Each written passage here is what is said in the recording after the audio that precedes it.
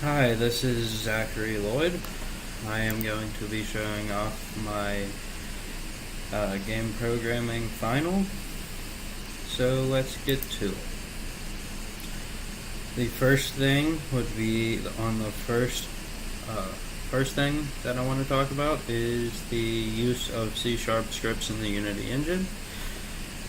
And if you go to my scripts, you can see that all of these are C# scripts that are used over here in Visual Studios with using the Unity engine. The next thing on my checklist is displaying a 2D sprite on the screen. So this is my player right here, down here, and he shows up on the screen.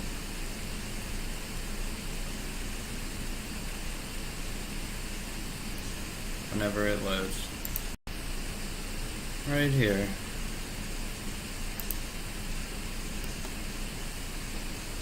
The next thing would be capturing player input, and that is in my scripts and my player controller over here. And all of these right here are exposed in the editor so they can be changed by a designer to change the keys, but these are the keys that are used to capture the input. The same thing for my next checklist item, which would be keyboard and mouse input. So this is once again the keyboard input, and then like you saw before, if I click this button whenever it's playing, it takes the mouse click.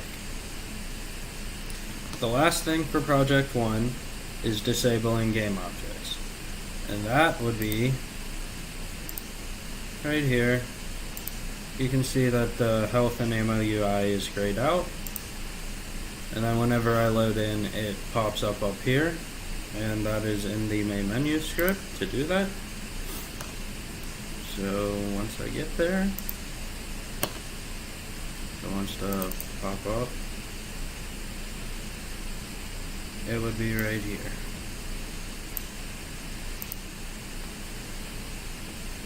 Now the next part would be the controls, and once again that is in the player controller, and it is also taking the shoot script because the shoot key is in here, which is right here.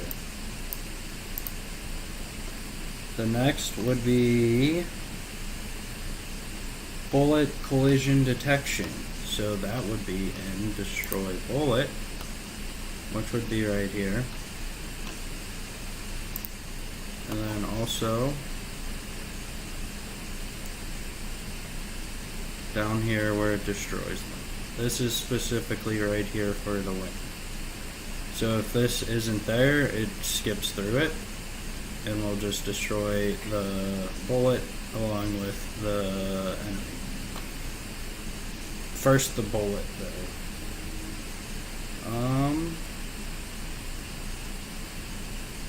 I kinda just went over destroying objects as well. So there's checklist number 2 and 3 from project 2. Keeping track of the player health is in the game manager, which is the next one for project 2.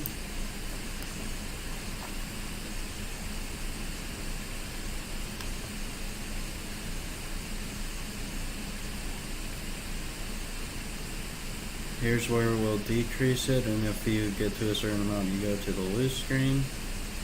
Here it will increase it, and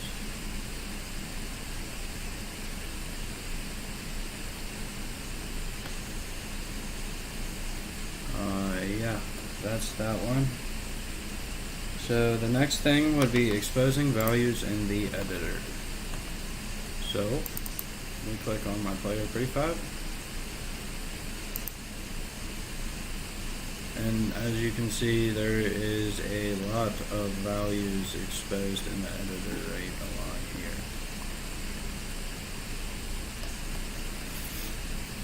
The next part that I'm going to be talking about is Project 3's elements. So the first one that I would like to talk about is the finite state machine. Let me get to that. We go here, we go to enemy controller, and this is the finite state machine. Right in here. It switches between the different states. The line of sight is the next thing that I want to talk about, and that is in AI senses. Where's the enemy? And that is here. So if he can see you, he's going to cast a ray cast, and if he can see you, he's going to return true, and if not, he's going to return false, and he can't see you at that point. The next thing would be canvas with UI, and that is back in here. And if we go back here, we go here. So here is the UI for the canvas. The next thing would be the menu system. So as you can see, there's a menu right here. Then there's a lose screen and a win screen down here that are basically essentially the same setup as this, where you have to play and quit. But instead of it saying platformer guy, it says win or lose. And that is also described in main menu.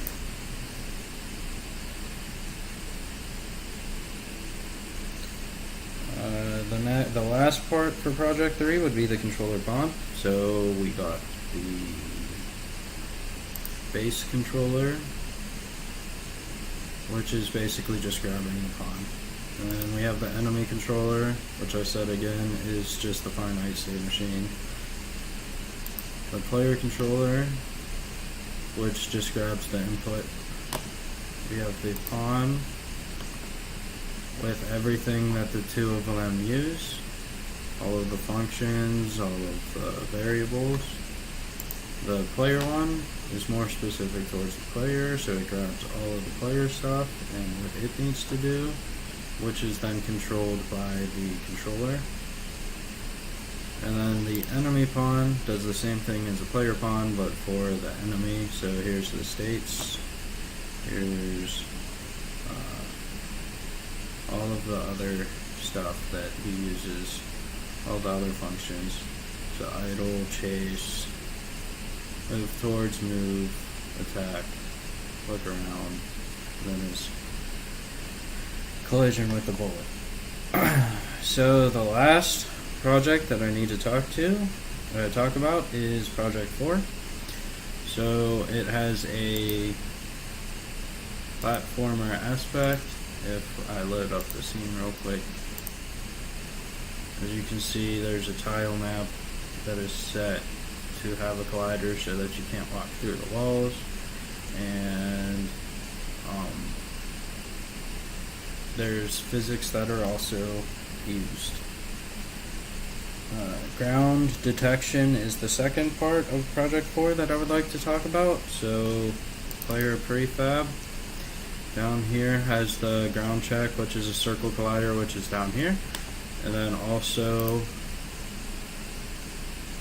if I go to player and then go to ground check, this is how the ground check is actually ran. The next part that I need to talk about is the animations. So here's the players animations right here. So jump can happen from any state. We start off in idle. If it detects that you're shooting, then it'll go to the shoot animation. If it detects that you're walking, you'll go to the walking animation. And then if it detects anywhere in between shoot with walking, then it'll go to walking while shooting. And then the same thing from walking. If you're going from walking and you start shooting, you'll go to walking to shooting. And then that can go back to idle as well. Sound effects is the next thing that needs to be talked about. So let's unload that real quick. And let's go into here, open that up, and then we got the audio manager, which has the walking sound, the jumping sound, and the shooting sound, which are the sound effects, and then we have a background music that is played as well. Screen loading would be in main menu, and also door entry. So let's go back to Visual Studios. Door entry is for the doors at the end of the level, so they send you to the next scene. And also in main menu, this triggers you to play the game or to quit the game. So it either loads the first level or it just closes out the game, if you're in the build game, that is. But that's all of the elements that needed to be put in, so let's actually play the game now.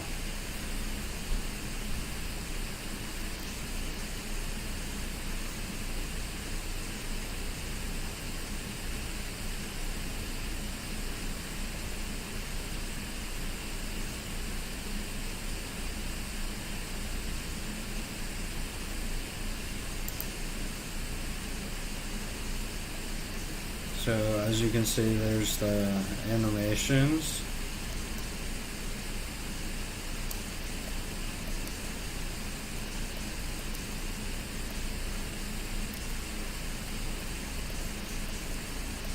I'm gonna die real quick to show you the, here you go, there's the death screen. And then if we don't die,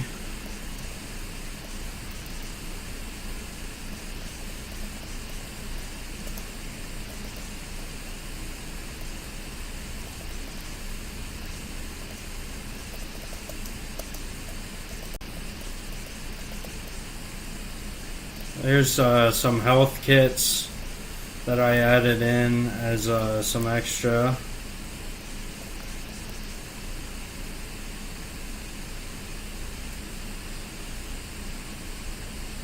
And then an ammo box that refilled my ammo. Obviously the health didn't do anything because I haven't taken damage yet. But it refills you 50 health. If you need 50 health, that is. And it also destroys it once it is triggered.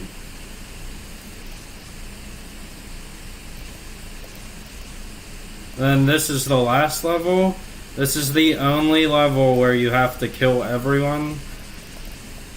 And it requires you to do that to win the game. And I could honestly put more enemies in here, and it would still be able to count how many enemies there are for the winning factor to be completed. But that's it. That's my project. That's my final project.